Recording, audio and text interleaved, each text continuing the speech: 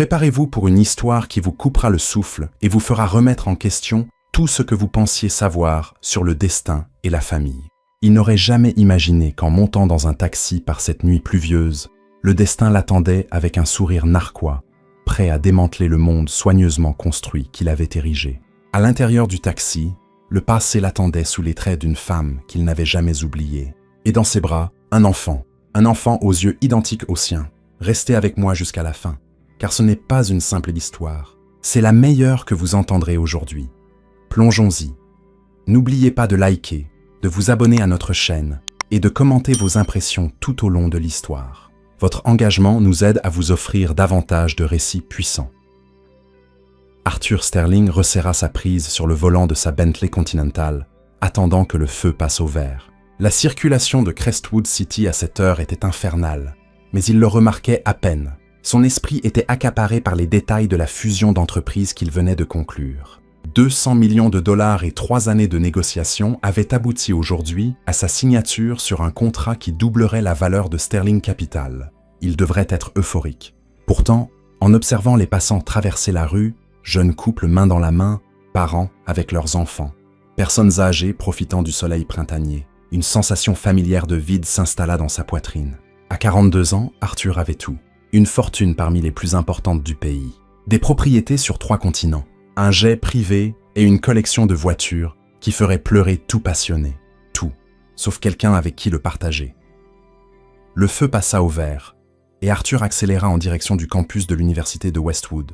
Il n'était pas obligé d'assister personnellement à cet événement caritatif. Sa fondation donnait des millions chaque année pour des bourses universitaires, mais sa responsable des relations publiques avait insisté sur le fait que sa présence donnerait plus de poids à la cérémonie de remise des diplômes pour les premiers bénéficiaires du programme de bourse. C'est bon pour l'image de l'entreprise, lui avait-elle dit pendant qu'il conduisait. Son téléphone sonna avec la mélodie qu'il avait attribuée à son assistante. Il activa le kit main libre. « Oui, Sarah ? Monsieur Sterling, juste un rappel. Après la cérémonie, vous avez un dîner avec les investisseurs japonais. Le chauffeur vous attendra pour vous emmener directement au restaurant. » « Annulé, répondit-il sans hésiter. Dites-leur qu'un imprévu est survenu et que je les rencontrerai demain matin à mon bureau. Un bref silence éloquent précéda la réponse de son assistante. Monsieur, ces investisseurs ont fait le voyage expressément de Tokyo pour demain. Sarah, l'interrompit-il fermement, mais sans hostilité. J'ai conclu la fusion avec Axon Technologies ce matin. Je mérite une soirée pour moi. Un autre silence, cette fois de résignation. Ah, comme vous voudrez. Je vais reprogrammer, y concéda-t-elle finalement. Avez-vous besoin d'autre chose ? Non, merci. À demain. Il raccrocha et s'engagea dans l'entrée du campus. Un garde reconnut immédiatement son véhicule et lui indiqua de se garer dans la zone réservée aux invités spéciaux. Le doyen en personne l'attendait à l'entrée de l'auditorium, un sourire oscillant entre admiration et intérêt purement financier. « Monsieur Sterling, quel honneur de vous avoir parmi nous » l'accueillit l'homme en lui tendant la main. « Votre générosité a transformé la vie de centaines d'étudiants. » Arthur répondit par une poignée de main ferme et un sourire rodé. « L'honneur est pour moi, doyen Peterson. Ces jeunes sont l'avenir de notre pays. » Des phrases toutes faites, le genre de commentaires que les journalistes aiment citer. Arthur les prononça presque mécaniquement en suivant le doyen à l'intérieur du bâtiment. Un murmure d'attente parcourut l'auditorium lorsqu'on le vit entrer. Il reconnut les regards, curiosité, admiration, envie, voire mépris de la part de certains universitaires qui le considéraient probablement comme un simple homme d'affaires sans raffinement intellectuel. S'il savait qu'il avait abandonné un doctorat en économie pour sauver l'entreprise familiale après la mort de son père, mais cet Arthur-là avait été enterré il y a longtemps, sous des couches de succès entrepreneurial et de solitude autoproclamée. Le doyen le guida jusqu'au premier rang, où il prendrait place parmi d'autres bienfaiteurs et autorités académiques. La cérémonie allait bientôt commencer. Arthur parcourut distraitement le programme qu'on lui avait remis. Discours, remise de diplôme, encore des discours. Il calcula mentalement combien de temps il devrait rester avant de pouvoir s'éclipser poliment. En attendant, son regard erra dans l'auditorium, observant les familles qui prenaient place, des visages rayonnants de fierté, certains retenant des larmes d'émotion, des parents qui avaient probablement sacrifié leur confort pour que leurs enfants en arrivent là, des grands-parents qui n'avaient peut-être jamais mis les pieds dans une université et regardaient maintenant leurs petits-enfants obtenir leur diplôme. Et puis, il la vit. Ce fut comme un coup physique, une secousse qui le laissa momentanément sans souffle. Dans la section centrale, à une dizaine de rangées derrière, une femme aux cheveux bruns et à la peau olive prenait place. Elle portait une élégante robe rouge ornée de petites fleurs blanches et ses cheveux tombaient en vagues douces sur ses épaules. Ce n'était pas possible. Ça ne pouvait pas être elle. Clara Hayes. Son nom traversa son esprit comme un éclair, illuminant des souvenirs qu'il pensait oubliés depuis longtemps. Clara, la femme qui avait travaillé comme gouvernante dans le manoir Sterling pendant près de 3 ans, jusqu'à sa démission soudaine il y a 18 ans. Arthur se redressa sur son siège, essayant de confirmer s'il s'agissait bien d'elle. La distance et l'angle rendèrent la certitude difficile, mais quelque chose dans sa posture, la manière dont elle inclinait légèrement la tête lorsqu'elle souriait, était indéniablement Clara. Que faisait-elle ici? D'après ses souvenirs, Clara n'avait pas de famille à Crestwood City. Elle venait d'une petite ville des plaines du Sud, et après son départ, des rumeurs parmi le personnel avaient laissé entendre qu'elle était retournée dans sa région natale. Et puis, alors que Clara se tournait pour parler à quelqu'un à côté d'elle, Arthur vit la jeune femme qui l'accompagnait, une étudiante en toge bleue, avec une écharpe dorée indiquant qu'elle obtenait son diplôme avec mention. Elle devait avoir environ 22 ans, avec de longs cheveux raides et un profil qui fit arrêter le cœur d'Arthur l'espace d'un instant. C'était comme regarder un miroir reflétant le passé. Cette jeune femme avait ses mêmes yeux gris-verts, sa même mâchoire définie, et même quelque chose dans la courbe de son sourire qu'il avait vu des centaines de fois sur les photos de famille. C'était impossible, et pourtant, les dates coïncidaient avec une précision terrifiante. Clara avait quitté le manoir Sterling brusquement, sans dire au revoir, quelques semaines seulement après cette nuit-là. Cette nuit où, fraîchement rentré des États-Unis après avoir obtenu son MBA, il avait trop bu pour célébrer le succès de sa première grande acquisition d'entreprise. Cette nuit où il avait croisé Clara alors qu'elle terminait de nettoyer son bureau. Cette nuit qui était restée floue dans sa mémoire, enfouie sous une gueule de bois et le rythme effréné du lendemain. « Tout va bien, monsieur Sterling ?» La voix du doyen le ramena au présent. « On dirait que vous avez vu un fantôme. » Peut-être l'avait-il vu, le fantôme d'une possibilité qu'il n'avait jamais envisagée. « Parfaitement, » répondit-il, la voix légèrement tendue. « Je me rappelais juste d'une affaire en cours. » Le doyen hocha la tête, interprétant mal son trouble comme l'impatience typique d'un homme d'affaires. Mais Arthur ne faisait plus attention. Son regard s'était de nouveau posé sur la jeune femme en toge bleue qui riait maintenant à quelque chose que Clara lui avait murmuré à l'oreille. La ressemblance était indéniable. Quiconque connaissait les Sterling la verrait, les mêmes traits qu'Arthur avait hérités de son père, et son père de son grand-père. La marque génétique d'une famille fière de son lignage. Une idée commença à se former dans son esprit, terrible dans ses implications. Cette jeune femme pouvait-elle être? Non, il devait y avoir une autre explication, une coïncidence génétique, une ressemblance fortuite. Il le fallait. Mais à mesure que la cérémonie commençait et que le doyen prononçait son discours de bienvenue, Arthur ne pouvait détacher ses yeux de cette jeune femme. Et à chaque minute qui passait, à chaque geste qu'il observait, la certitude grandissait en lui. Il devait savoir. Il devait parler à Clara, lui poser la question directement, confronter un passé qui était peut-être revenu bouleverser complètement son présent et son avenir. Que pensez-vous qu'Arthur craint le plus à cet instant? Et pourquoi pensez-vous que Clara ne lui a jamais rien dit? Partagez vos réflexions ci-dessous. Ne manquez rien de ce voyage émotionnel. Likez cette vidéo et abonnez-vous à notre chaîne maintenant. Les applaudissements le tirèrent de ses pensées. Le doyen avait terminé son discours et présentait maintenant la représentante de la promotion, qui allait prononcer quelques mots au nom de ses camarades diplômés. « C'est un honneur de présenter notre prochaine oratrice », annonça le doyen avec une fierté évidente. Diplômée avec les plus hautes distinctions en droit international, bénéficiaire de la bourse Sterling pour l'excellence académique et récemment acceptée dans un prestigieux programme de 3e cycle à l'université de Cambridge. Mesdames et messieurs, Lily Hayes. Une nouvelle vague d'applaudissements, plus enthousiaste encore, remplit l'auditorium alors que la jeune femme en toge bleue se levait de son siège. Arthur observa Clara l'enlacer brièvement avant de la laisser se diriger vers la scène, des larmes de fierté scintillant dans ses yeux. Lily Hayes, le nom de jeune fille de Clara, pas le sien. Mais ses yeux, cette façon de marcher avec détermination, la tête haute, tout en elle criait « Sterling ». Alors que la jeune femme montait sur le podium et ajustait le micro, Arthur sentit le monde autour de lui s'effacer. Seule elle existait pour lui. Cette jeune femme qui pourrait être, qui était presque certainement, sa fille. Lily commença à parler avec une éloquence et une assurance impressionnantes. Son discours sur la responsabilité des privilégiés envers les moins fortunés, sur l'éducation comme véritable égaliseur social, résonnait avec une conviction qu'Arthur n'avait pas ressentie depuis des années. Il écoutait chaque mot, chaque inflexion de sa voix, cherchant des échos de lui-même en elle, et il les trouva, dans son style argumentatif, dans la manière dont elle structurait logiquement chaque point avant de passer au suivant, dans la façon dont elle haussait parfois un sourcil pour souligner un point important, des gestes qu'il faisait inconsciemment lors de ses présentations d'entreprise. Il n'y avait aucun doute, il ne pouvait plus le nier. Il avait une fille dont il n'avait jamais connu l'existence, qui avait grandi sans sa présence, sans son nom, sans les privilèges qui lui auraient été dus de droit. Une fille qui, ironiquement, avait obtenu une bourse portant le nom de sa famille et recevait maintenant son diplôme avec mention. Le destin avait décidément un sens de l'humour tordu. Lorsque Lily termina son discours, l'auditorium éclata en applaudissements. Arthur se retrouva debout avec le reste des spectateurs, applaudissant mécaniquement, tandis que son esprit bourdonnait de questions sans réponse. Pourquoi Clara ne lui avait-elle jamais rien dit? Était-ce sa propre décision, ou avait-il, d'une certaine manière, laissé entendre qu'il ne voulait pas savoir? Que devait-il faire maintenant? Alors que Lily retournait à sa place, recevant des félicitations sur son chemin, Arthur prit une décision. Il attendrait la fin de la cérémonie pour trouver le bon moment d'approcher Clara.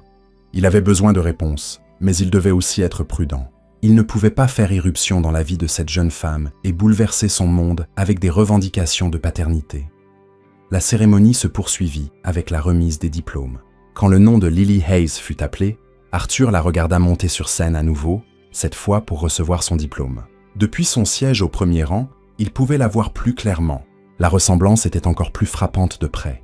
Après avoir reçu son diplôme, Lily jeta un bref regard vers la zone où se trouvaient les autorités et les bienfaiteurs. Pendant un instant, ses yeux, les siens, croisèrent ceux d'Arthur. Il n'y avait aucune reconnaissance dans son regard, seulement la politesse de quelqu'un observant un étranger. Mais pour Arthur, ce bref contact visuel fut comme une décharge électrique. À cet instant précis, alors que la jeune femme descendait de la scène avec son diplôme en main, Arthur Sterling sut que sa vie venait de changer pour toujours, que les priorités qui avaient régi son existence pendant des décennies, pouvoir, argent, prestige, s'effondrèrent devant une nouvelle réalité. Il avait une fille, et il devait trouver le courage de confronter cette vérité et ses conséquences, quelles qu'elles soient. Le reste de la cérémonie se déroula pour Arthur, comme s'il était sous l'eau. Il entendait des voix étouffées, voyait des mouvements ralentis, tandis que son esprit fonctionnait à plein régime. Combien de temps s'était-il réellement écoulé depuis cette nuit-là? 18 ans. Il calcula mentalement. Oui, cela avait du sens. Lily semblait avoir 22 ou 23 ans, ce qui signifiait que Clara était déjà enceinte lorsqu'elle avait quitté son emploi. Cette révélation provoqua un pincement de culpabilité. Clara avait-elle essayé de lui parler? Il se souvenait qu'après son départ, il n'avait guère prêté attention à l'affaire. Sa gouvernante l'avait informé de sa démission. Il avait signé distraitement l'indemnité correspondante, et l'affaire avait été oubliée au milieu des acquisitions d'entreprises et des voyages internationaux. Maintenant, assis au premier rang de cet auditorium, Arthur Sterling faisait face aux conséquences de son indifférence. Le doyen annonça qu'après la remise des diplômes, une réception aurait lieu dans les jardins du campus. Parfait. Ce serait l'occasion d'approcher Clara sans trop attirer l'attention. Lorsque la cérémonie officielle se termina enfin, Arthur s'excusa poliment des conversations avec les universitaires et les autorités qui tentèrent de capter son attention. D'un pas déterminé mais prudent, il se dirigea vers les jardins où les familles commençaient déjà à se réunir en petits groupes, prenant des photos et trinquant au champagne. Il scruta la foule à la recherche de la robe rouge qui avait initialement attiré son regard. Il la trouva près d'une fontaine ornementale. Clara tenait un verre, discutant animément avec une femme plus âgée qu'Arthur ne reconnut pas. Lily n'était pas en vue, probablement entourée de ses camarades de classe. C'était maintenant ou jamais. Arthur prit une profonde inspiration et s'approcha, conscient que chaque pas le rapprochait d'une confrontation qui changerait sa vie de manière imprévisible. Lorsqu'il fut à quelques mètres, Clara tourna la tête par hasard et le vit.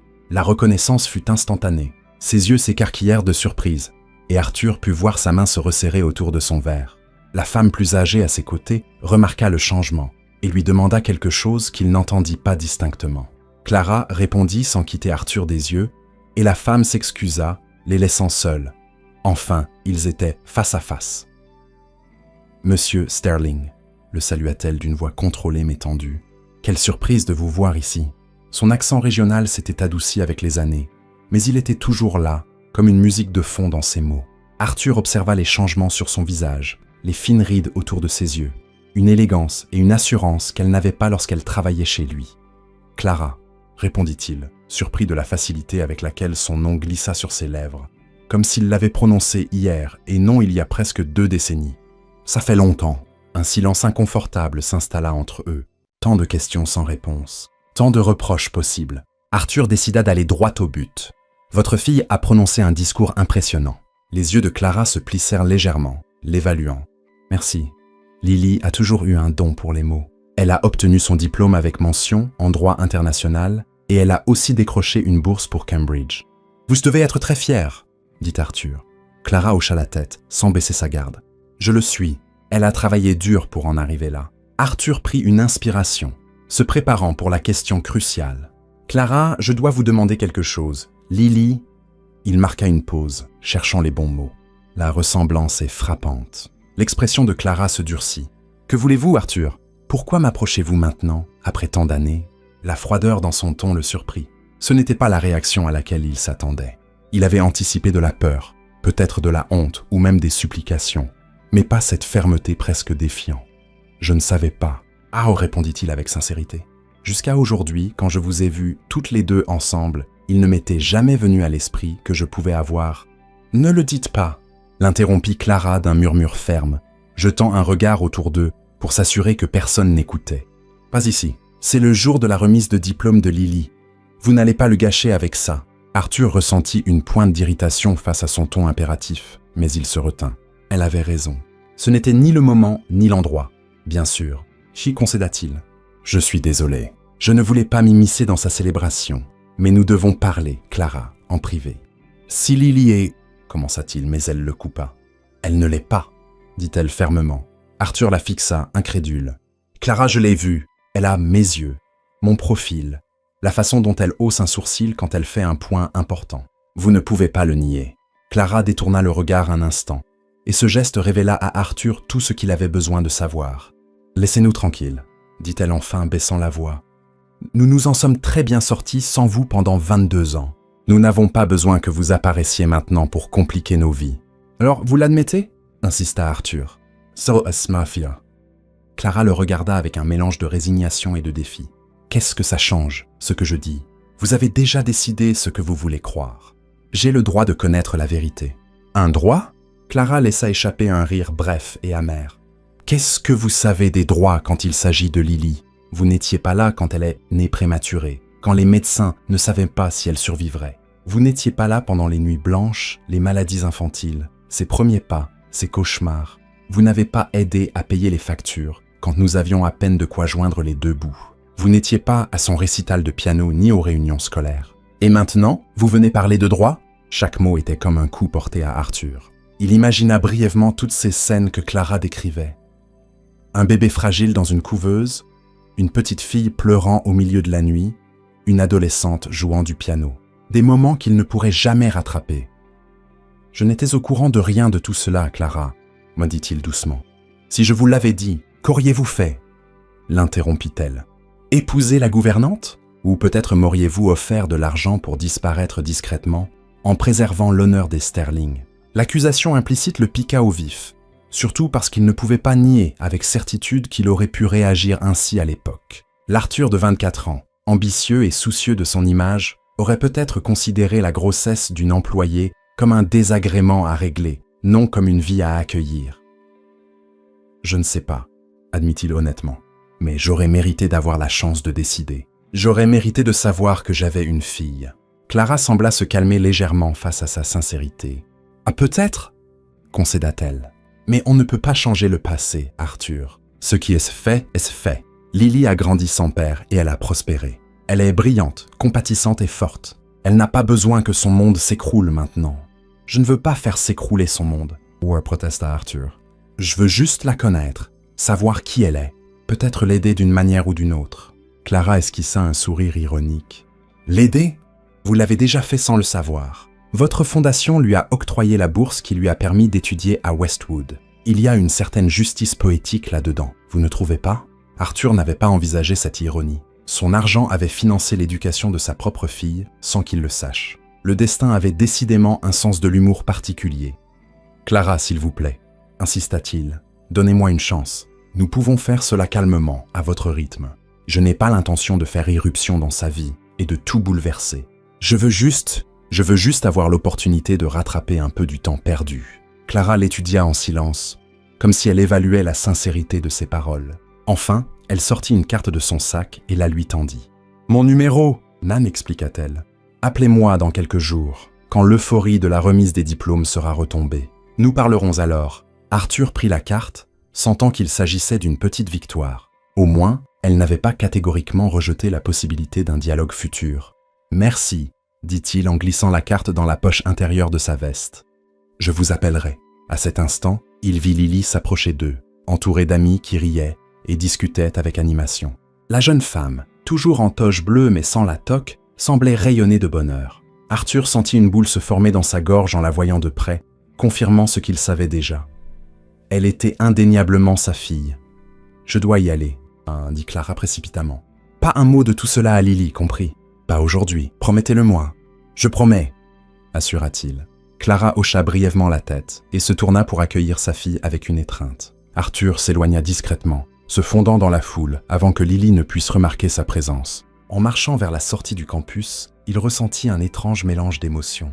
La douleur aiguë d'avoir perdu 22 ans de la vie de sa fille. La colère contre lui-même pour ne pas avoir posé de questions, pour ne pas avoir su, pour ne pas avoir été là. Mais il y avait aussi de l'espoir. Un espoir fragile et ténu qu'il n'était pas trop tard pour faire partie de la vie de Lily, d'une manière ou d'une autre.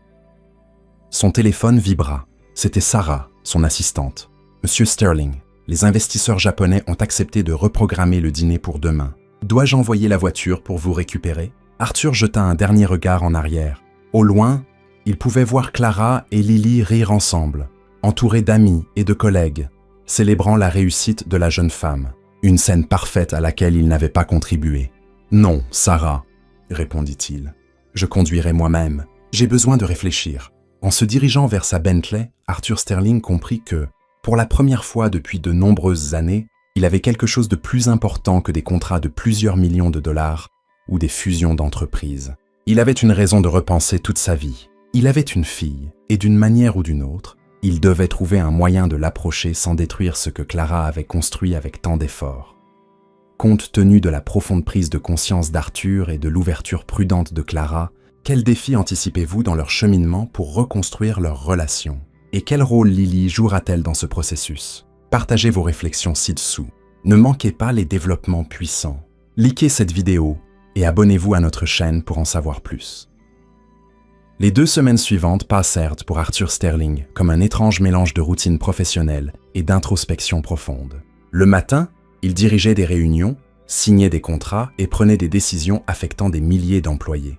Le soir, seul dans son penthouse surplombant Crestwood City, il se surprenait à contempler de vieilles photos de famille, cherchant dans les visages de ses ancêtres les traits qu'il avait reconnus chez Lily.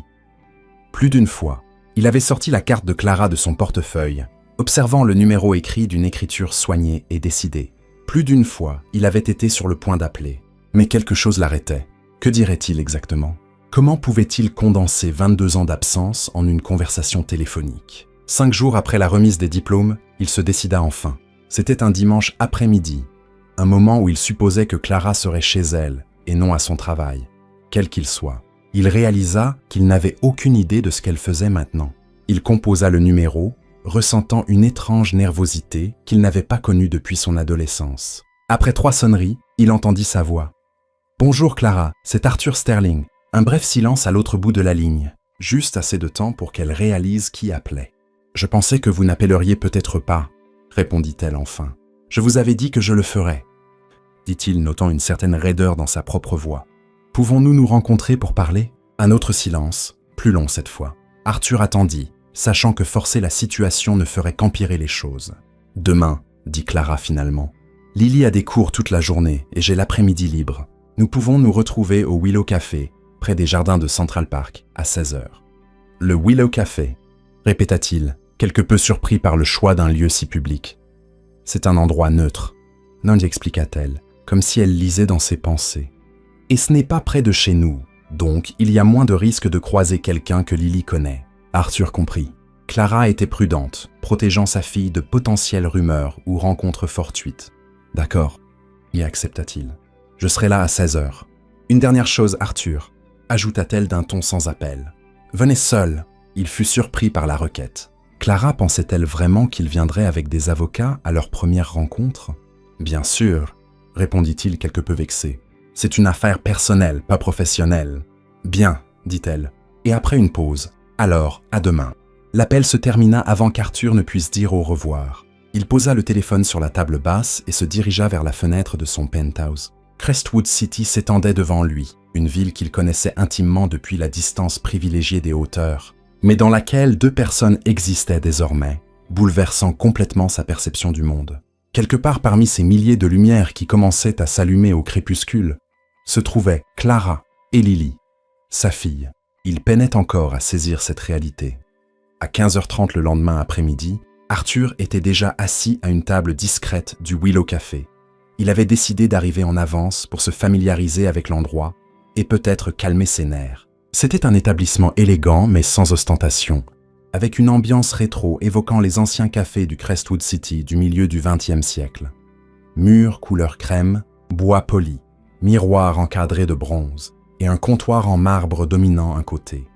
Il ne portait pas un de ses costumes sur mesure habituels. À la place, il avait opté pour une tenue plus décontractée, un pantalon sombre et un pull en cachemire bleu marine. Il voulait projeter une image accessible, loin du magnate des affaires intimidant qui apparaissait dans les magazines économiques. À 16h précises, la porte du café s'ouvrit et Clara entra. Elle portait un tailleur pantalon gris perle et ses cheveux étaient relevés en un chignon bas, lui donnant une apparence professionnelle et sereine. Arthur se redressa immédiatement et leva la main pour qu'elle le voie. Elle hocha brièvement la tête et s'avança vers sa table. « Vous êtes en avance », dit commenta-t-elle en prenant place en face de lui. « Je préfère attendre que faire attendre les autres. » Répondit Arthur. « Puis-je vous offrir quelque chose ?» Clara commanda un latte lorsque le serveur s'approcha. Arthur opta pour un expresso. Lorsqu'ils furent de nouveau seuls, un silence inconfortable s'installa entre eux. Tant d'années, tant de questions sans réponse. « Vous êtes venu » dit-il finalement, brisant la glace. « J'avais promis » répondit-elle en soutenant son regard. Bien que j'aie hésité jusqu'à la dernière minute. « Pourquoi » Clara posa ses mains sur la table, entrelaçant ses doigts. « Parce que cela complique tout, Arthur. La vie de Lily, ma vie, ce que nous avons construit. Ah, ça n'a pas à l'être, argua-t-il. Nous pouvons gérer cela discrètement, à votre rythme. » Elle laissa échapper un bref rire, sans humour. « Vous pensez vraiment que quelque chose comme ça peut rester discret? Vous êtes Arthur Sterling. Votre visage apparaît dans les magazines et les journaux. Si vous commencez soudainement à vous intéresser à une jeune diplômée, les gens parleront. Et Lily n'est pas idiote. Elle verra la ressemblance. Elle posera des questions. Alors, peut-être devrions-nous lui dire la vérité, suggéra-t-il avant qu'elle ne puisse découvrir par elle-même. Les yeux de Clara se durcirent. La vérité? Quelle vérité exactement, Arthur? Que son père biologique n'a jamais su qu'elle existait parce que je ne lui ai rien dit, ou qu'il ne s'est pas assez soucié pour me chercher quand j'ai disparu. Le coup était direct et précis. Arthur ressentit le pincement familier de la culpabilité. Les deux sont vrais, je suppose, admit-il, la voix basse. Je ne savais rien d'elle, et je ne me suis pas non plus préoccupé de votre départ au-delà de signer votre indemnité. Je ne peux pas changer cela, Clara. Mais je peux essayer de réparer les choses à partir de maintenant. Clara l'étudia en silence, comme si elle évaluait la sincérité de ses paroles. « Pourquoi » demanda-t-elle enfin. « Pourquoi maintenant ? Vous avez tout ce dont quelqu'un pourrait rêver. Pourquoi compliquer votre vie avec une fille que vous ne connaissez pas ?» C'était une bonne question. Arthur s'était posé la même question ces derniers jours. « Parce que toute ma vie, j'ai couru après des choses que je pensais importantes, » répondit-il avec honnêteté. « L'argent, le pouvoir, la reconnaissance. Et maintenant, à 42 ans, je réalise que rien de tout cela n'a vraiment d'importance. Je suis seul, Clara. J'ai construit un empire, mais je n'ai personne avec qui le partager. Je n'ai personne dont je me soucie vraiment. Et personne ne se soucie de moi au-delà de mon compte en banque. » Il marqua une pause, surpris par sa propre vulnérabilité. Il n'avait jamais exprimé ses sentiments à voix haute. Et soudain, continua-t-il. Je découvre que j'ai une fille, une jeune femme brillante, éloquente, qui a accompli ce que j'aurais pu lui offrir sans y réfléchir, entièrement par son propre mérite. Je ne peux pas ignorer cela. Je ne veux pas l'ignorer.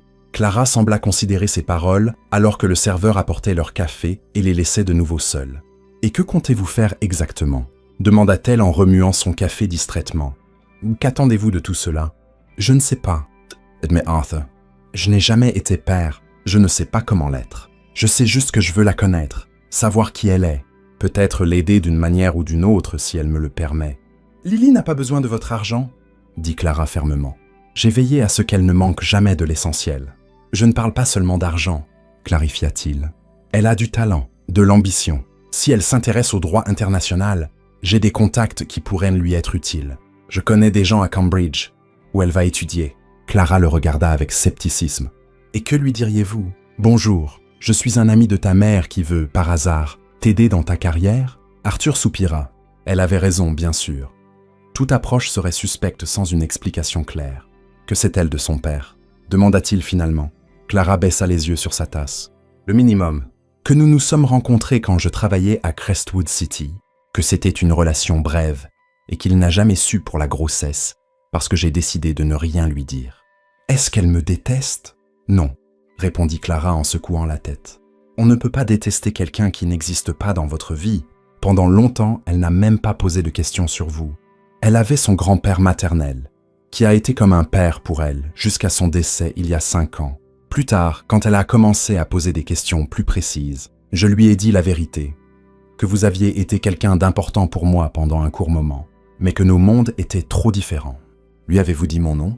Non, seulement que vous veniez de Crestwood City, d'une bonne famille. Je suppose que j'avais peur qu'un jour elle ne parte à votre recherche. Arthur hocha la tête, assimilant l'information. Il comprit alors la peur constante que Clara avait dû ressentir pendant des années.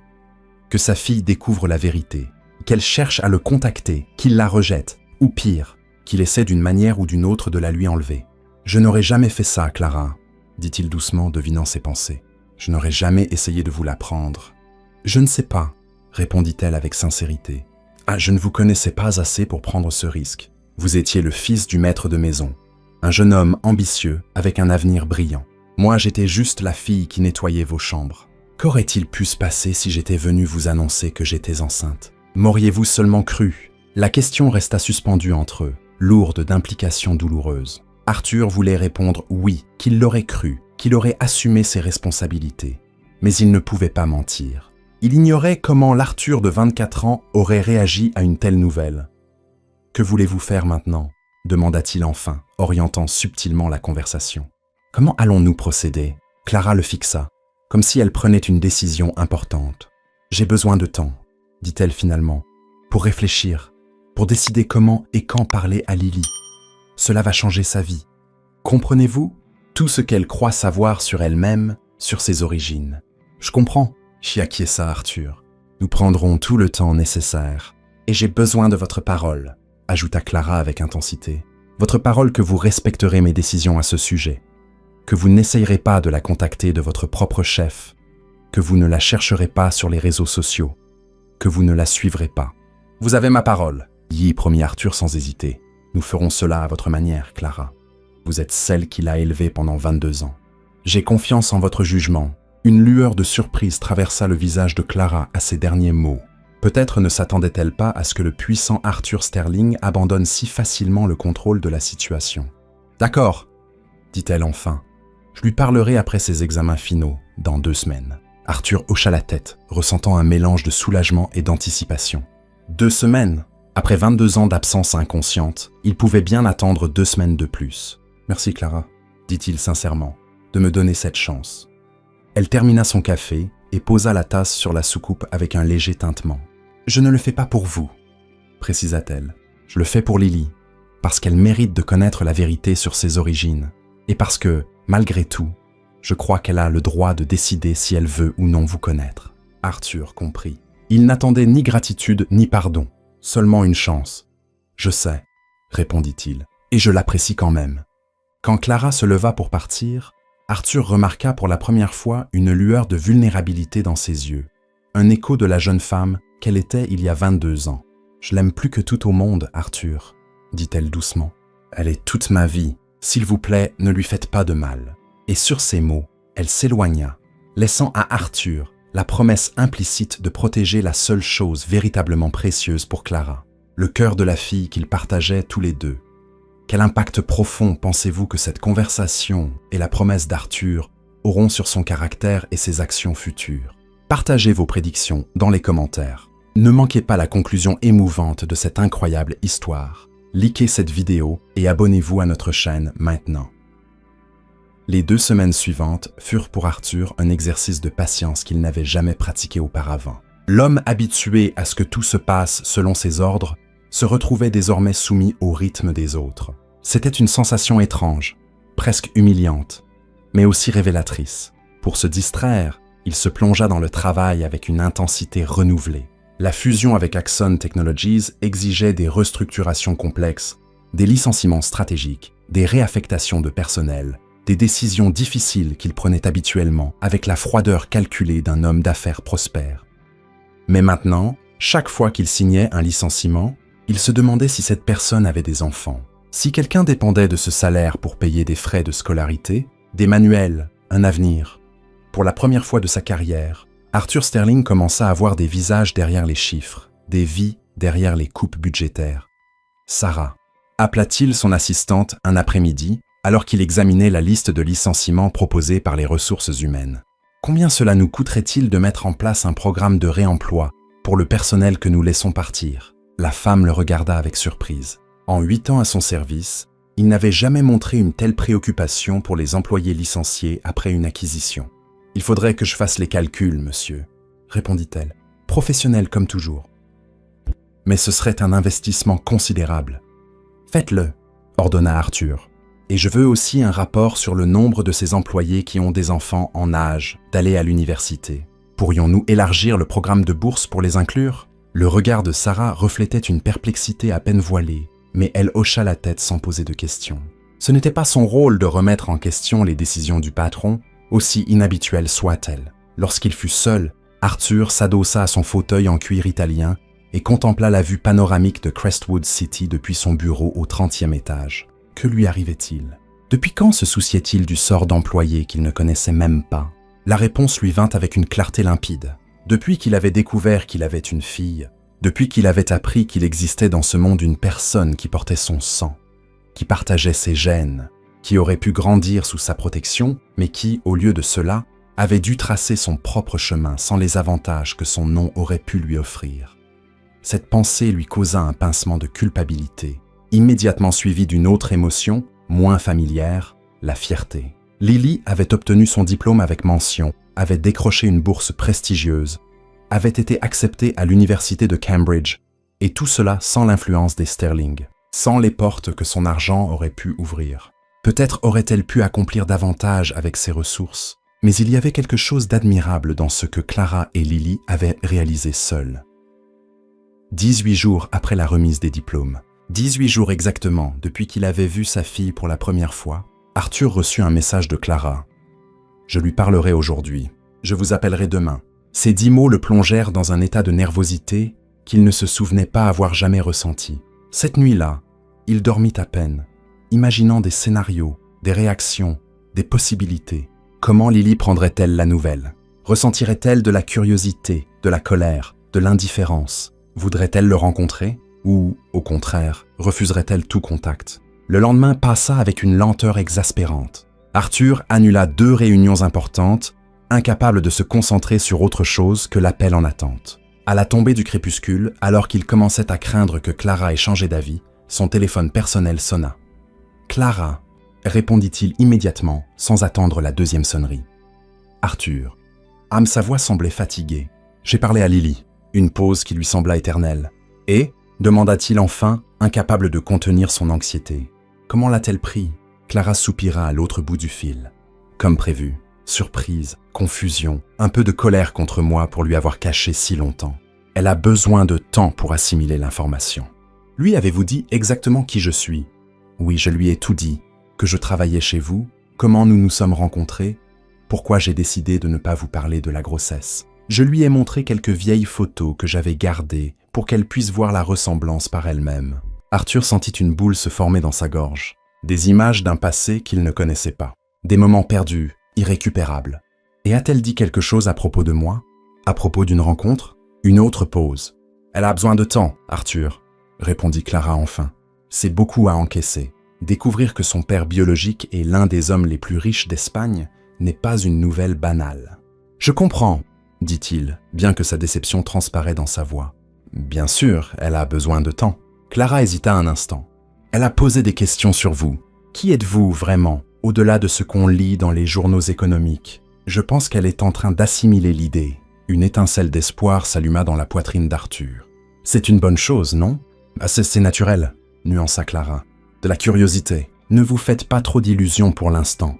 Arthur sentit, bien qu'elle ne puisse pas le voir, qu'après 22 ans, il pouvait attendre un peu plus longtemps. « Que lui avez-vous dit à mon sujet ?» demanda-t-il sincèrement curieux. « La vérité, » répondit Clara. « Que vous étiez un jeune homme ambitieux quand nous nous sommes rencontrés. Que vous n'avez jamais été cruel envers moi, mais pas particulièrement gentil non plus. Que nous appartenions à des mondes complètement différents. Lui avez-vous dit que je veux la rencontrer? Oui, admit Clara. Je lui ai dit que vous sembliez très affecté en la découvrant à la remise des diplômes, que vous m'avez cherché après et que vous avez exprimé votre désir de faire partie de sa vie, dans la mesure où elle le permettra. Arthur prit une profonde inspiration. Au moins, Clara avait été juste à cet égard, le présentant comme quelqu'un d'intéressé, et non comme un homme insensible qui ne voulait rien savoir de sa fille. « Merci, Possel. Je ne lui ai pas menti, si c'est ce que vous pensez, » et précisa Clara. « Je lui ai dit exactement ce que j'ai perçu lors de notre rencontre, que vous semblez sincèrement intéressé à la connaître. » Un silence s'installa entre eux, chargé de questions non posées. « Que se passe-t-il maintenant » demanda Arthur finalement. « Maintenant, nous attendons, » répondit Clara. « Lily a besoin de traiter tout cela. Elle a terminé ses examens, mais elle se prépare à déménager à Cambridge. Son master commence en septembre. Puis-je aider avec quoi que ce soit ?» offrit-il immédiatement, pensant aux frais que ce déménagement et ce master impliqueraient. « Non, » répondit-elle fermement. « Je vous l'ai déjà dit, Arthur. Nous n'avons pas besoin de votre argent. Lily a une bourse complète, et je peux l'aider avec ses frais de subsistance. » Arthur retint la réplique automatique qui lui vint à l'esprit. Pour lui, qui pouvait acheter des appartements à Londres sans sourciller, il était presque inconcevable que quelqu'un refuse son aide financière. Mais il comprenait la fierté de Clara, l'indépendance qu'elle avait cultivée pendant plus de 2 décennies. « D'accord, Han concéda-t-il, mais si vous changez d'avis ou si Lily a besoin de quelque chose, je vous le ferai savoir, » compléta Clara, bien que tous deux savaient que cela était peu probable. Une autre pause. Et quand Clara parla de nouveau, sa voix semblait légèrement différente, presque vulnérable. « Il y a autre chose, Arthur. Quelque chose que Lily m'a demandé de vous poser. »« Oui ?» Le cœur d'Arthur s'accéléra. « Quoi donc ?» Elle veut savoir pourquoi maintenant. Pourquoi, après toutes ces années, voulez-vous la rencontrer? Est-ce une simple curiosité, un caprice passager ou... Clara hésita avant de continuer. « Si vous vous souciez vraiment de la personne qu'elle est, et pas seulement du fait qu'elle est votre fille biologique. » La question frappa Arthur comme un coup de poing. C'était une question profonde, allant droit au cœur de ses motivations. Une réponse superficielle ou calculée ne suffirait pas. Lily, à travers Clara, demandait une honnêteté absolue. C'est une question légitime, admit-il enfin. Et la réponse est complexe. Oui, au début c'était la surprise, l'impact de découvrir que j'ai une fille. Mais ensuite, quand je l'ai vue parler sur cette estrade, quand j'ai écouté son discours, quand j'ai observé ses gestes et sa manière de s'exprimer, quelque chose a changé en moi. Il marqua une pause, organisant ses pensées, voulant être aussi sincère que possible. J'ai passé les 20 dernières années à construire un empire, Clara. J'ai accumulé plus d'argent que je ne pourrais en dépenser en 10 vies. J'ai des propriétés que je visite à peine, des voitures que je conduis rarement. Et à la fin de la journée, je retourne dans un penthouse vide où le seul bruit est celui de mes propres pas. Sa voix se brisa légèrement, mais il continua. Quand j'ai vu Lily, je n'ai pas seulement vu ma fille biologique. J'ai vu une jeune femme brillante, passionnée, avec des convictions. J'ai vu quelque chose de sincère dans un monde qui, pour moi, est devenu de plus en plus artificiel. Et j'ai réalisé que, peut-être, je pourrais apprendre beaucoup plus d'elle que je ne pourrais jamais lui enseigner. Un silence à l'autre bout de la ligne. Arthur ne savait pas si ces mots avaient touché Clara, si elle croyait en sa sincérité. Je lui transmettrai exactement ce que vous avez dit, répondit-elle enfin, la voix douce. Mot pour mot. Merci, dit-il. C'est la vérité, Clara. Je ne cherche pas une héritière pour ma fortune, ou quelqu'un pour perpétuer le nom des Sterling. Je veux juste découvrir la personne extraordinaire que vous avez élevée. Un autre silence, plus court cette fois. Je vous appellerai s'il y a du nouveau, dit Clara, retrouvant son ton pragmatique. En attendant, laissez-lui de l'espace. Ce n'est facile pour aucun d'entre nous, mais surtout pour elle. Je comprends, assura Arthur. J'attendrai aussi longtemps qu'il le faudra. Lorsque l'appel prit fin, Arthur se retrouva à contempler le coucher de soleil sur Crestwood City, depuis sa fenêtre. La ville était teintée d'or et de violet, des couleurs qu'il avait toujours admirées depuis la distance privilégiée des hauteurs, mais qui, ce soir-là, semblaient plus intenses, plus réelles. Lily envisageait de le rencontrer. Ce n'était pas un rejet immédiat, ce n'était pas de l'indifférence. Il y avait des questions, des doutes, peut-être même du ressentiment, mais aussi de la curiosité, de l'intérêt. C'était plus qu'il n'avait espéré, plus qu'il ne méritait probablement.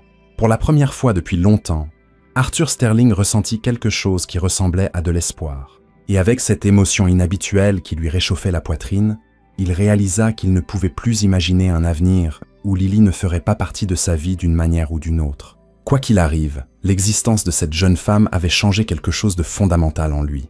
Et pour cela, même si elle décidait de ne jamais le rencontrer, elle lui avait déjà offert un cadeau inestimable. La capacité de ressentir quelque chose au-delà du calcul froid et corporatif qui avait régi sa vie pendant trop longtemps. Quelle qualité spécifique pensez-vous qu'Arthur continuera à développer en naviguant dans cette relation complexe avec Clara et en espérant tisser un lien avec Lily? Partagez vos idées. Ne manquez pas la conclusion émouvante de cette incroyable histoire. Likez cette vidéo et abonnez-vous à notre chaîne maintenant. Le message texte arriva un samedi matin, 3 semaines après la conversation avec Clara. Arthur était dans son penthouse, en train d'examiner des rapports tout en buvant un café, lorsque son téléphone vibra sur la table en verre. « Lily veut vous voir. Demain, 11h, jardin de Central Park, près de l'étang. Venez seul. » Arthur lut le message 3 fois, sentant son pouls s'accélérer à chaque mot. C'était réel. Il allait rencontrer sa fille, non pas en tant que spectateur distant lors d'une cérémonie de remise de diplôme, mais face à face, dans une conversation préparée depuis 22 ans, à son insu. Ses doigts tremblaient légèrement, alors qu'il répondait « Je serai là, merci Clara ». La réponse fut immédiate et concise. Ne la décevez pas. Ces 3 mots portaient tout un monde d'avertissements implicites, de protection maternelle, de lassitude accumulée au fil des années. Arthur comprit pleinement le message. C'était probablement sa seule chance. Le reste de la journée passa dans un état de nervosité croissante. Il annula une partie de golf avec d'importants actionnaires, ce qu'il n'avait jamais fait auparavant. Il arpenta son penthouse comme un animal en cage, répétant mentalement ce qu'il dirait, comment il se présenterait, quelle image il voulait projeter. Devait-il s'habiller formellement ou de manière décontractée? Apporter un cadeau ou cela semblerait-il trop prétentieux? Parler affaires pour l'impressionner ou éviter complètement ce sujet? Il ne s'était jamais senti aussi peu sûr de lui, aussi dépourvu des certitudes qui régissaient sa vie quotidienne. Finalement, il opta pour l'authenticité. S'il voulait construire une relation sincère avec Lily, il devait commencer par être lui-même, et non une version calculée, conçue pour faire une certaine impression. Le dimanche se leva clair, l'un de ces jours printaniers parfaits à Crestwood City, avec un ciel d'un bleu intense et une légère brise faisant bruisser les feuilles des arbres. Arthur arriva au jardin de Central Park une demi-heure en avance, non par impatience, mais par prudence. Il voulait se familiariser avec l'environnement, trouver un banc tranquille où il pourrait parler sans interruption. Il portait un pantalon sombre et une chemise bleue, sans cravate, décontracté mais élégant. Dans sa main gauche, il tenait un petit paquet enveloppé de papier argenté. Il avait beaucoup hésité à apporter un cadeau, mais il avait finalement décidé que ce serait un geste approprié. Ce n'était rien d'ostentatoire ou de coûteux, juste quelque chose de symbolique qu'il avait conservé pendant des années sans savoir pourquoi. À 5 minutes de 11h, il la vit s'approcher par le chemin principal. Lily marchait d'un pas décidé, vêtue d'un jean, d'une blouse blanche et d'une veste légère. Ses cheveux étaient détachés, ondulant sous la brise, et ses yeux, les siens, scrutaient les environs de l'étang, le cherchant. Arthur se leva, sentant une boule se former dans sa gorge. C'était comme regarder un reflet déformé par le temps, une version de lui-même transformée en une belle jeune femme indépendante. La génétique Sterling était indéniable, La même ligne de mâchoire, la même forme d'yeux, même quelque chose dans sa posture qui rappelait des photos de sa propre jeunesse. Lorsque leurs regards se croisèrent, Arthur vit une reconnaissance immédiate sur le visage de Lily, une brève pause dans ses pas, un moment d'hésitation, puis la détermination de continuer à avancer vers lui, vers son père biologique. « Bonjour », le salua-t-elle à quelques pas, sa voix ferme mais prudente. « Vous devez être Arthur Sterling. » La formalité le surprit légèrement, mais il comprit. C'était sa manière de maintenir une certaine distance émotionnelle, d'établir des limites dès le départ. « Bonjour Lily », répondit-il, résistant à l'envie de tendre la main, ou pire, de tenter de l'enlacer. « Merci d'avoir accepté de me voir. » Elle hocha brièvement la tête, l'étudiant intensément. Arthur se demanda ce qu'elle voyait. L'homme d'affaires des magazines économiques, l'ancien employeur de sa mère, ou simplement un étranger qui partageait ses yeux. « Nous pouvons nous asseoir là-bas », suggéra Arthur, indiquant un banc partiellement ombragé par un grand châtaignier. « Si cela vous convient !» Lily hocha de nouveau la tête et le suivit jusqu'au banc. Ils s'assirent, laissant un espace discret entre eux. L'étang s'étendait devant eux, avec ses petits bateaux et ses canards nageant paisiblement, indifférents au drame humain qui se déroulait à quelques mètres. « Je n'étais pas sûr que vous viendriez », confessa Arthur brisant le silence. « Et j'aurais compris. Je n'étais pas sûr non plus jusqu'à hier soir, » répondit-elle avec honnêteté. « Mais je pense que j'avais besoin de réponses en face à face. » Sa voix était mélodieuse, mais avec un ton de fermeté qu'Arthur reconnut comme le sien. La détermination Sterling, comme sa famille l'appelait autrefois. « Vous pouvez me demander tout ce que vous voulez, » offrit-il. « Je vais essayer d'être complètement honnête. » Lily le regarda directement, avec une intensité presque intimidante. « Pourquoi n'avez-vous jamais cherché à savoir ce qui était arrivé à ma mère quand elle est partie ?» fut sa première question, directe et tranchante. Si vous aviez quoi que ce soit ensemble, ne vous a-t-il pas semblé étrange qu'elle disparaisse sans dire au revoir ?» Arthur ne s'attendait pas à ce qu'elle commence par là, mais il apprécia sa franchise. Il lui devait la même sincérité en retour. « La vérité, c'est que je l'ai à peine remarqué », admit-il, ressentant de la honte en le disant à voix haute. « C'était une période chaotique dans ma vie. Je venais de rentrer des États-Unis. Je reprenais l'entreprise familiale, je voyageais constamment. Le personnel domestique, il marqua une pause, conscient de la dureté de ses paroles. Bessem n'était pas sur mon radar. Quand on m'a informé qu'elle avait démissionné, j'ai simplement autorisé son indemnité et je suis passé à autre chose. » L'expression de Lily resta neutre, mais Arthur pouvait percevoir son jugement silencieux. « Je ne suis pas fier de cela, » ajouta-t-il. « J'étais jeune, arrogant et uniquement concentré sur mes ambitions.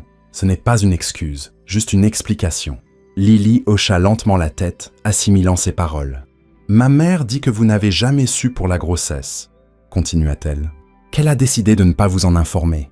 Est-ce vrai ?»« Complètement, » confirma Arthur. « Je ne savais pas que vous existiez jusqu'à ce que je vous voie à la remise des diplômes.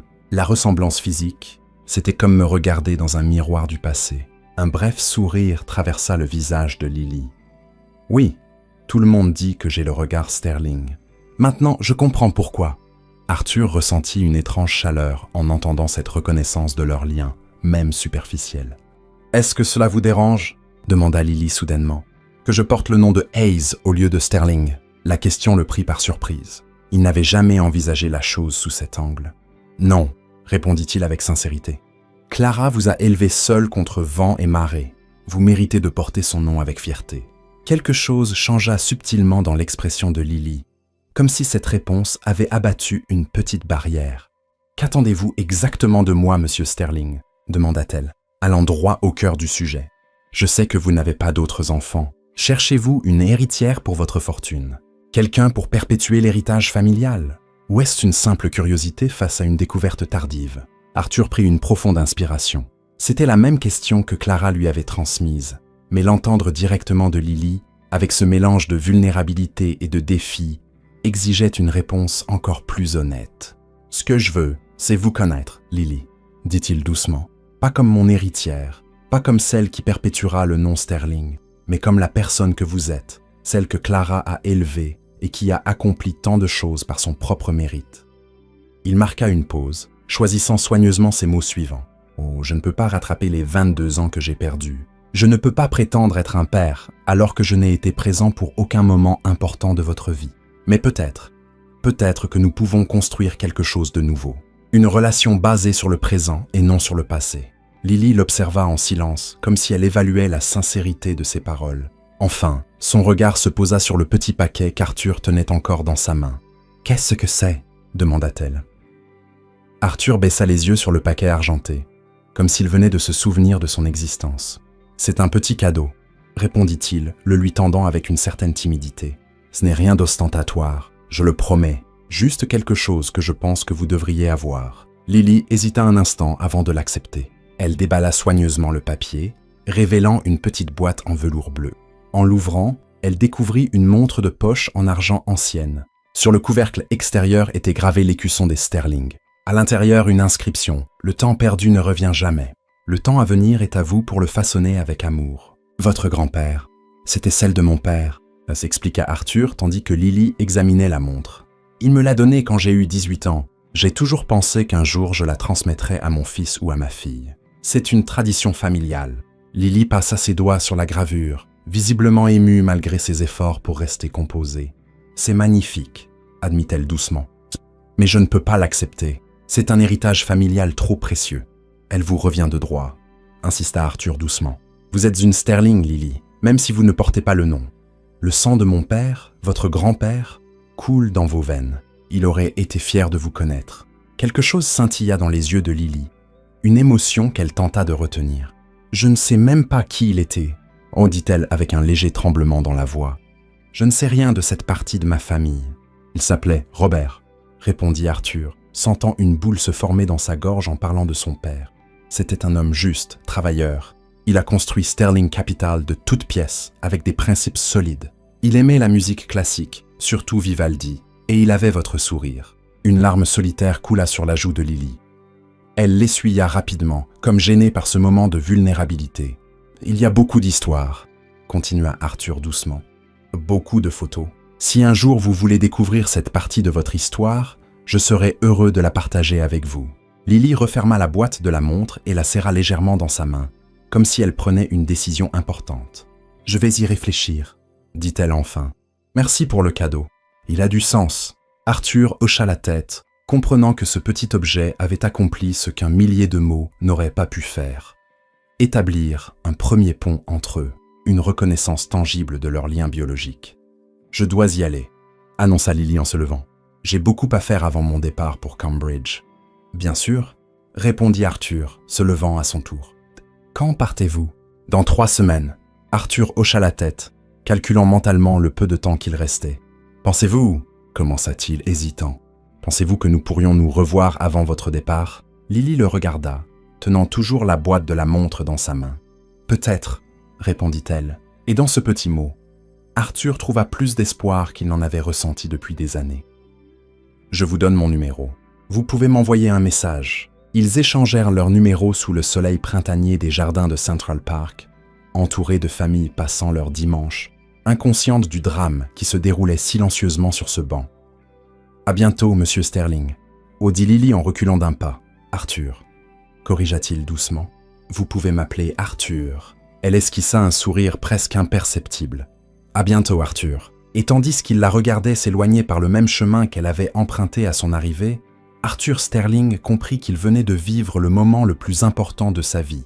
Pas lorsqu'il avait conclu sa première grande acquisition, pas lorsque Sterling Capital était devenu un géant multinational, mais maintenant, lorsque sa fille avait accepté, du moins provisoirement, la possibilité qu'il fasse partie de son avenir.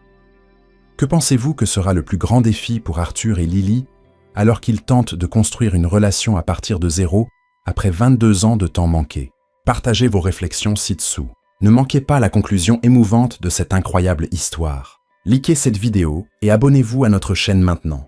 Les 2 années suivantes, la neige tombait doucement sur l'université de Cambridge, transformant la ville académique en un paysage de contes de fées. Arthur Sterling contemplait les flocons à travers la fenêtre du restaurant, vérifiant sa montre. Il était arrivé avec 15 minutes d'avance, une habitude qu'il n'avait jamais abandonnée, malgré les changements significatifs dans sa vie au cours des 2 dernières années. L'hôtel Randolph, avec son élégance victorienne, offrait le cadre parfait pour l'occasion.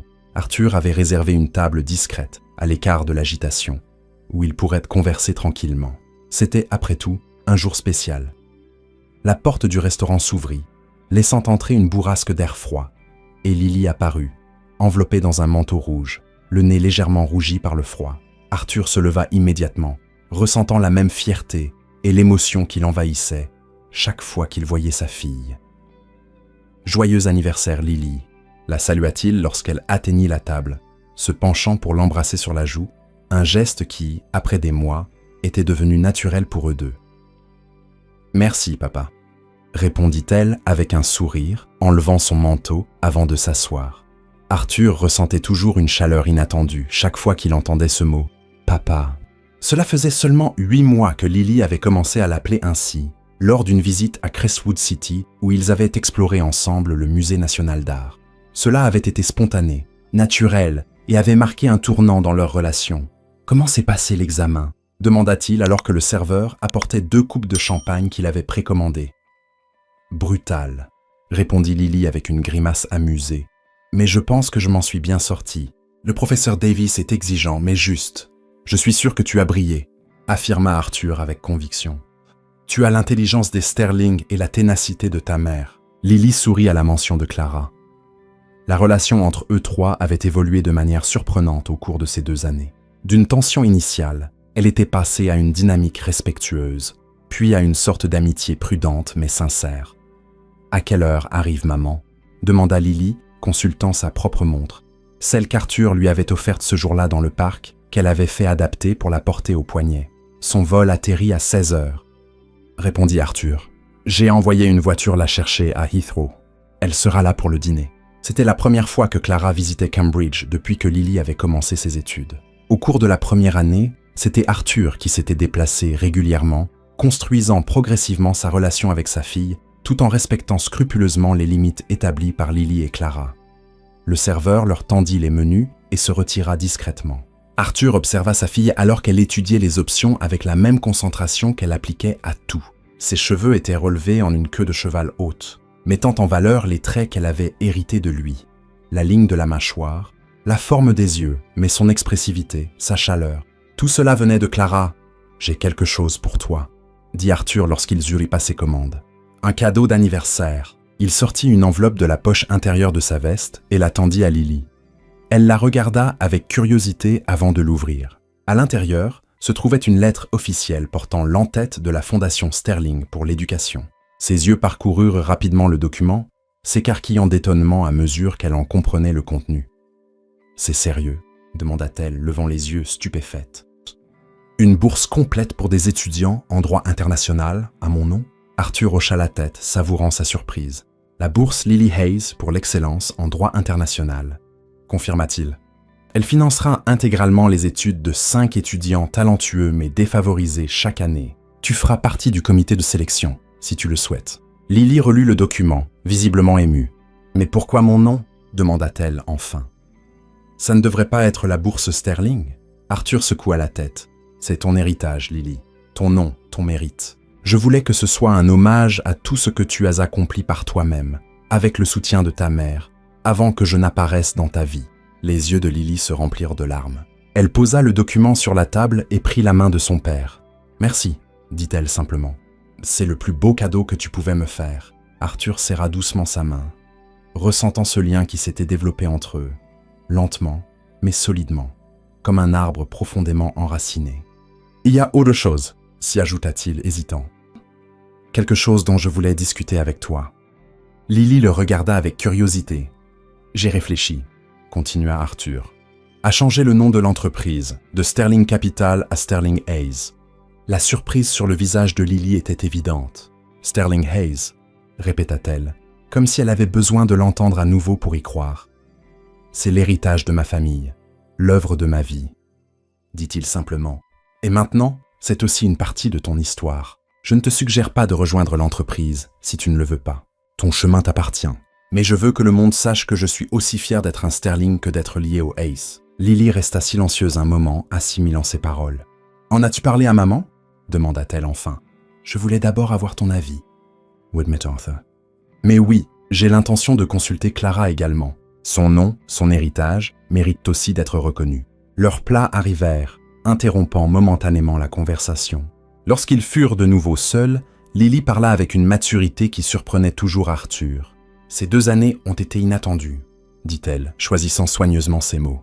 Quand maman m'a dit la vérité, je ne savais pas à quoi m'attendre. Une partie de moi était en colère, une partie curieuse et une autre simplement confuse. Je ne savais pas si je voulais te rencontrer ou non. » Arthur écouta attentivement, lui laissant l'espace nécessaire pour s'exprimer.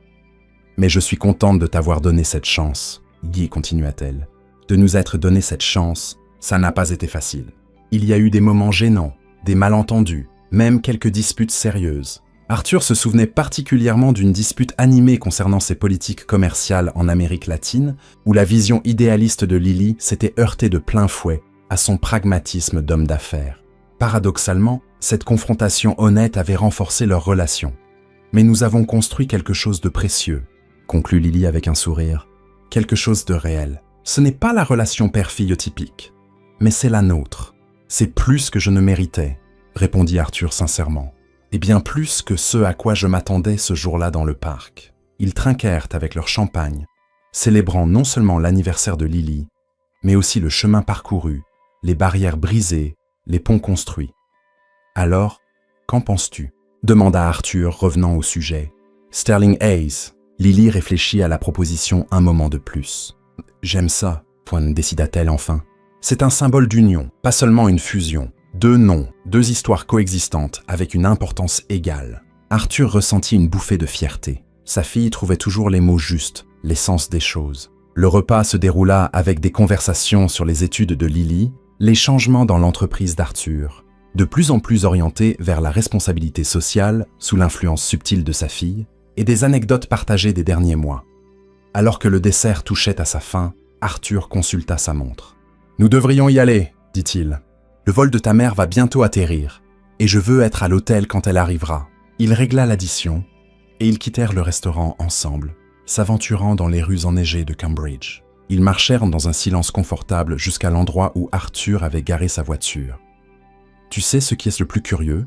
commenta Lily en bouclant sa ceinture de sécurité. « Que tout cela ait commencé parce que tu as assisté à une remise de diplôme à laquelle tu ne voulais même pas aller. » Arthur sourit, se souvenant comment il avait essayé d'éviter cet engagement, et comment son assistante avait insisté sur l'importance de sa présence pour l'image de l'entreprise. « Le destin a d'étranges façons de fonctionner, » répondit-il, démarrant le moteur. « Parfois, les meilleures choses dans la vie arrivent quand on s'y attend le moins, et de la manière la plus inattendue.